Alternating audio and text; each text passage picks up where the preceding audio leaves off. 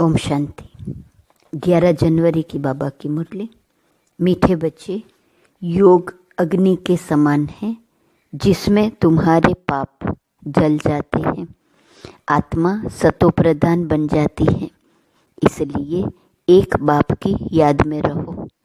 प्रश्न: पुण्य आत्मा बनने वाले बच्चों को किस बात का बहुत बहुत ध्यान रखना है?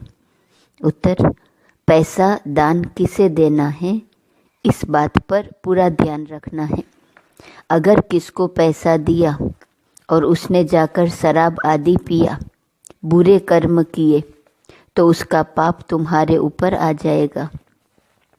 तुम्हें पाप आत्माओं से अब लेन देन नहीं करनी है। यहाँ तो तुम्हें पुण्य आत्मा बनना है। गीत: न वह हमसे जुदा होंगे, न हम उनसे जुदा होंगे। ओम शांति। इसको कहा जाता है याद की आग। योग अग्नि माना याद की आग। आग अक्सर क्यों कहा है? क्योंकि इसमें पाप जल जाते हैं। वह सिर्फ तुम बच्चे ही जानते हो कैसे हम तमो प्रधान से सतो प्रधान बनते हैं। सतो प्रधान का अर्थ ही है पुण्य आत्मा और तमो प्रधान का अर्थ ही है पाप आत्मा। कहा भी जाता है यह बहुत पुण्य आत्मा है, यह पाप आत्मा है। इससे सिद्ध होता है आत्मा ही सतो प्रधान बनती है, फिर पुनर्जन्म लेते लेते तमो प्रधान बनती है। इसलिए इनको पाप आत्मा कहा जाता है। पतित पावन बाप को भी इसलिए याद करते हैं कि आकर पावन आत्मा बनाओ। पतित आत्मा किसने बनाया यह किसको भी पता नहीं। तुम जानते हो जब पावन आत्मा थे तो उनको राम राज्य कहा जाता था। अभी पतित आत्माएं हैं इसलिए इनको रावण राज्य कहा जाता है। भारत ही पावन, भारत ही पतित बनता है। बाप ही आकर भारत को पावन बनाते हैं। बाकी सब आत्माएं पावन बन शांति धाम में चली जाती हैं। अभी है दुख धाम। इतनी सहज बात भी बुद्धि में बैठती नहीं है। जब दिल से समझे तब सच्चा ब्राह्मण बने। ब्राह्मण बनने बिगर बाप से वर्षा मिल ना सके। अब यह है संगम युग का यज्ञ। यज्ञ के लिए तो ब्राह्मण जरूर चाहिए। अभी तुम ब्राह्मण बने हो, जानते हो मृत्यु लोक का यह अंतिम यज्ञ है। मृत्यु लोक में ही यज्ञ होते हैं, अमरलोक में यज्ञ होते नहीं। भक्तों की बुद्धि में यह बातें बैठ न सके। भक्ति बिल्कुल अलग है, ज्ञान अलग है। मनुष्य फिर वेदों शास्त्रों को ही ज्ञान समझ लेते हैं। अगर उनमें ज्ञान होता तो फिर मनुष्य वापस चले जाते, परंतु ड्रामा अनुसार वापिस कोई भी जाता नहीं। बाबा ने समझाया है पहले नंबर को ही सतो रजो तमो में आना है, तो दूसरे फिर सिर्फ सतो का पार्ट बजाए वापिस कैसे जा सकते? उनको तो फिर तमो प्रधान में आना ही है, पार्ट बजाना ही है। हर एक एक्टर की ताकत अपनी अपनी होती है ना।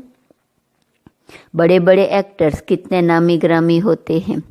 सबसे मुख्य क्रिएटर, डायरेक्टर और मुख्य एक्टर कौन है?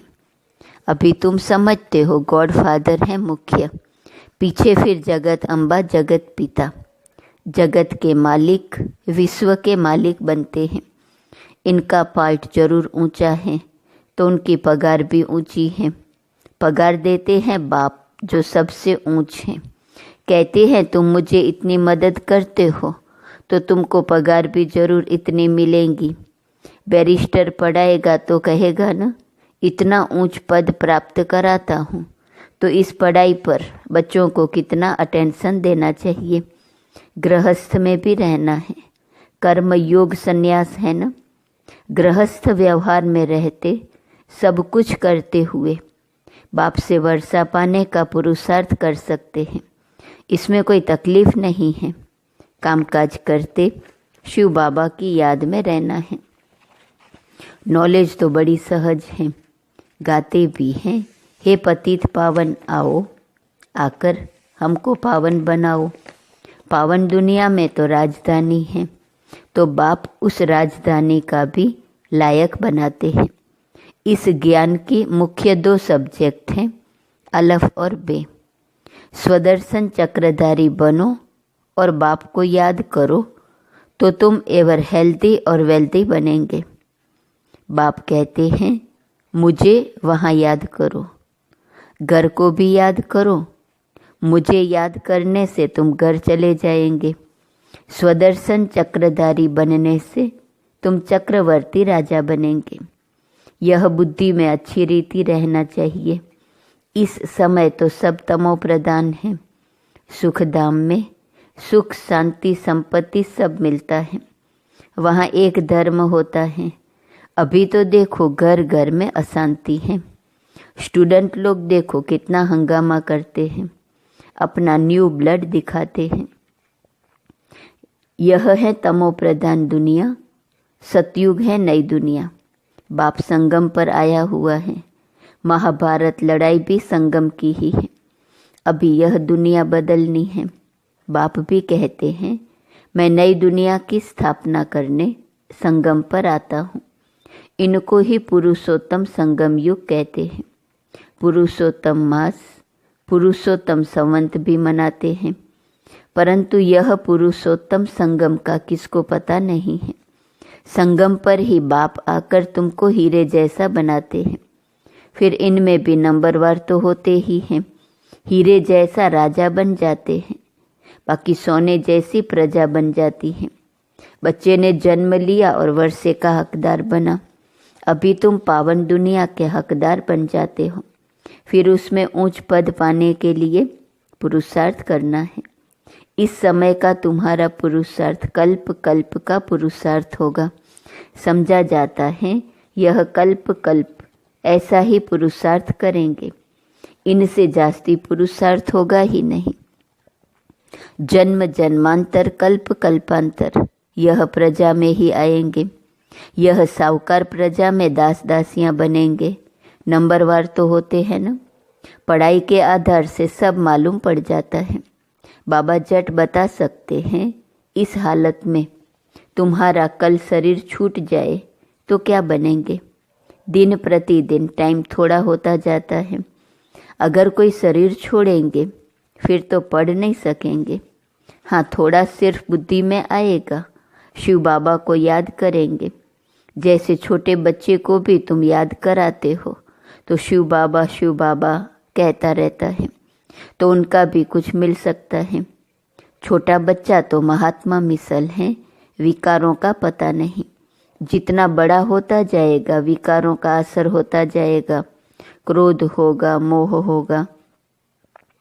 अभी तुमको तो समझाया जाता है इस दुनिया में इन आँखों से जो कुछ देखते हो उनसे ममत्व मिटा देना है। आत्मा जानती है यह तो सब कब्र दाखिल होने हैं, तमो प्रधान चीज़ें हैं। मनुष्य मरते हैं तो पुरानी चीज़ें करनी गोर को दे देते हैं। बाप तो फिर बेहद का करनी गोर हैं, धोबी भी हैं। तुमसे क्या लेते हैं और क्या देते हैं। तुम जो कुछ थोड़ा धन भी देते हो वह तो ख़त्म होना ही है। फिर भी बाप कहते हैं यह धन रखो अपने पास, सिर्फ इनसे ममत्व मिटा दो। हिसाब किताब बाप को देते रहो, फिर डायरेक्शन मिलते रहेंगे। तुम्हारा यह कखपन जो है यूनिवर्सिटी में और हॉस्पिटल में हेल्थ और वेल्थ के लिए लगा देते हैं। हॉस्पिटल होती है बीमार के लिए, यूनिवर्सिटी होती है पढ़ाने के लिए। यह तो कॉलेज और हॉस्पिटल दोनों इकट्ठी हैं। इनके लिए तो सिर्फ 3 पैर पृथ्वी के चाहिए। बस जिनके पास और कुछ नहीं है वह सिर्फ 3 पैर जमीन के दे देवे, उसमें क्लास लगा दे। 3 पैर पृथ्वी के वह तो सिर्फ बैठने की जगह हुई ना। आसन 3 पैर का ही होता है। 3 पैर पृथ्वी कोई भी आएगा अच्छी रीति समझ कर जाएगा। कोई आया आसन पर बिठाया और बाप का परिचय दिया। बेजिस भी बहुत बनवा रहे हैं सर्विस के लिए। यह है बहुत सिंपल। चित्र भी अच्छे हैं, लिखत भी पूरी है। इनसे तुम्हारी बहुत सर्विस होगी। दिन प्रतिदिन जितनी आफतें आती रहेंगी तो मनुष्यों को भी वैराग आएगा और बाप को याद करने लग पड़ेंगे। हम आत्मा अविनाशी हैं, अपने अविनाशी बाप को याद करें। बाप खुद कहते हैं मुझे याद करो तो तुम्हारे जन्म जन्मांतर के पाप उतर जाए। अपने को आत्मा समझ और बाप से पूरा लव रखना है। देह अभिमान में न आओ। हाँ, बाहर का प्यार भल बच्चों आदि से रखो, परंतु आत्मा का सच्चा प्यार रूहानी बाप से हो। उनकी याद से ही वे कर्म विनाश होंगे।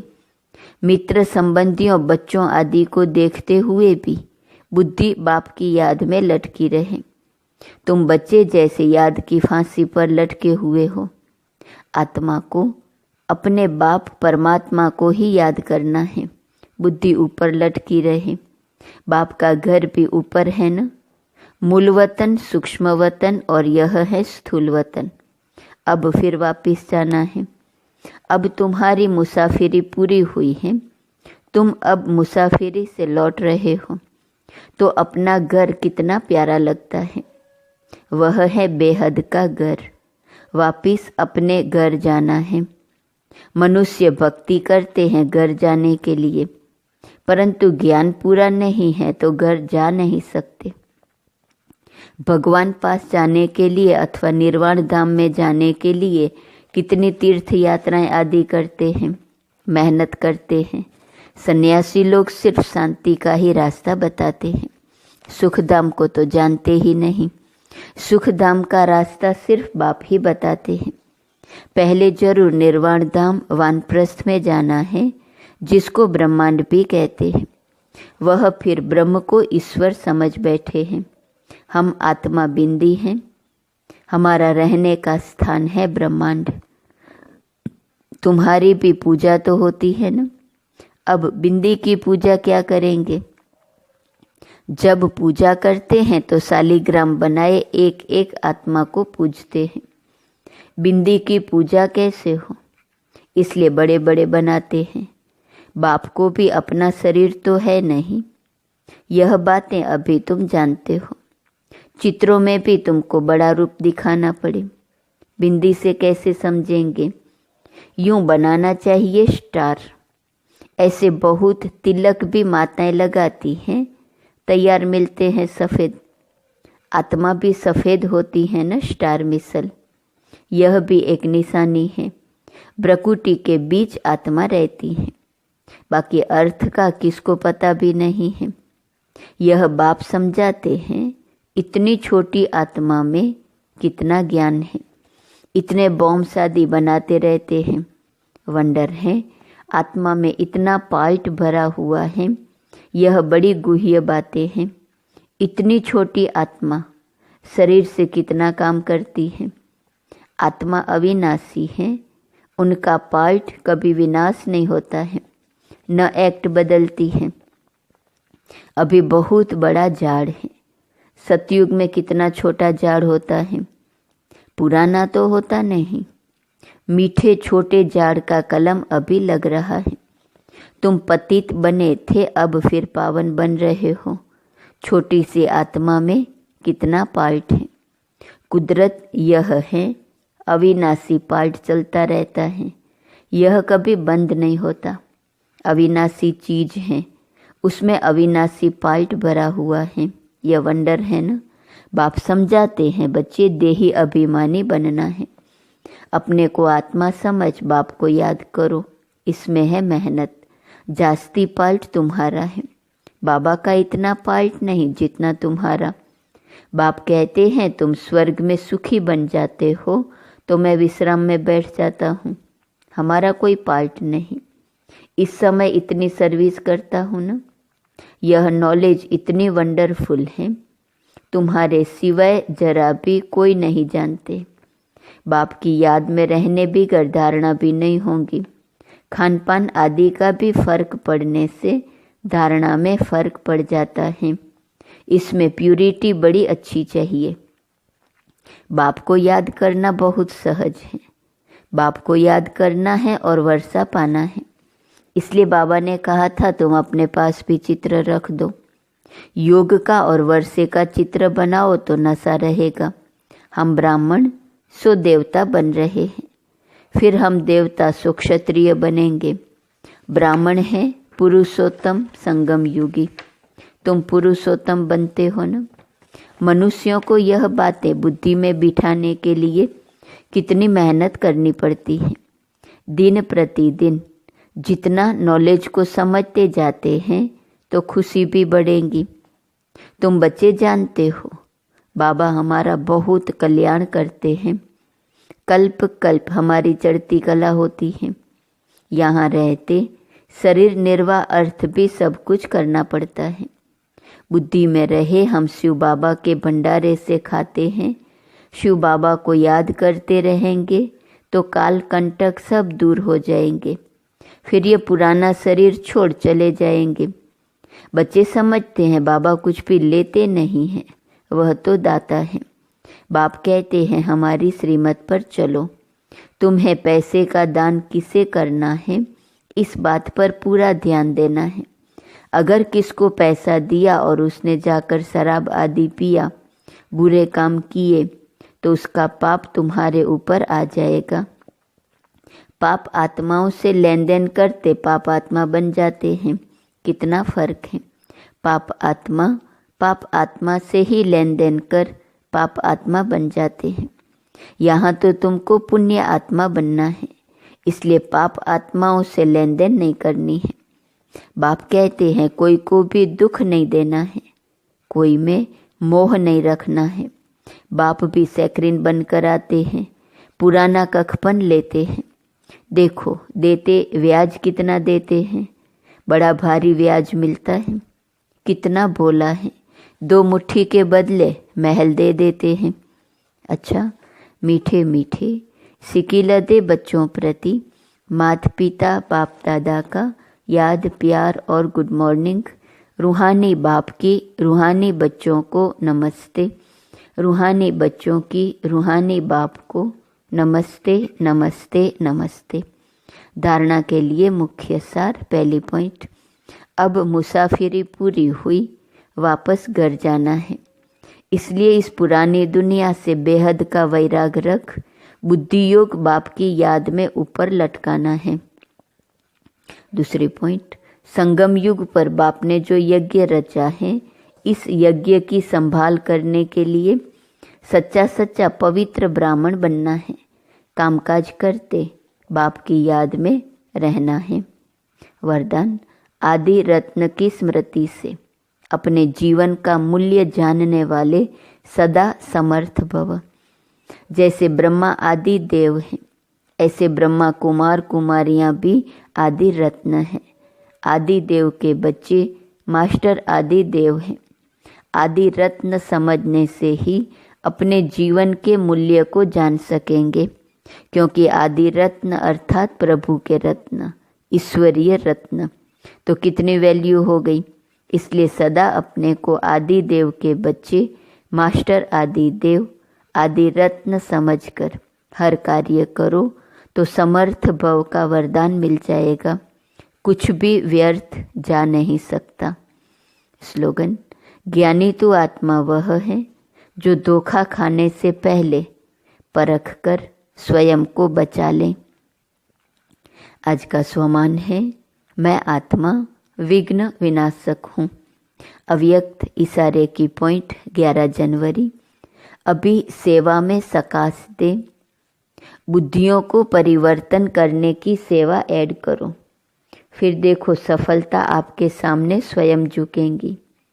सेवा में जो विघ्न आते हैं, उस विघ्नों के पर्दे के अंदर कल्याण का दृश्य छिपा हुआ है। सिर्फ मनसा वाचा की शक्ति से विघ्न का पर्दा हटा दो तो अंदर कल्याण का दृश्य दिखाई देगा। ओम शांति।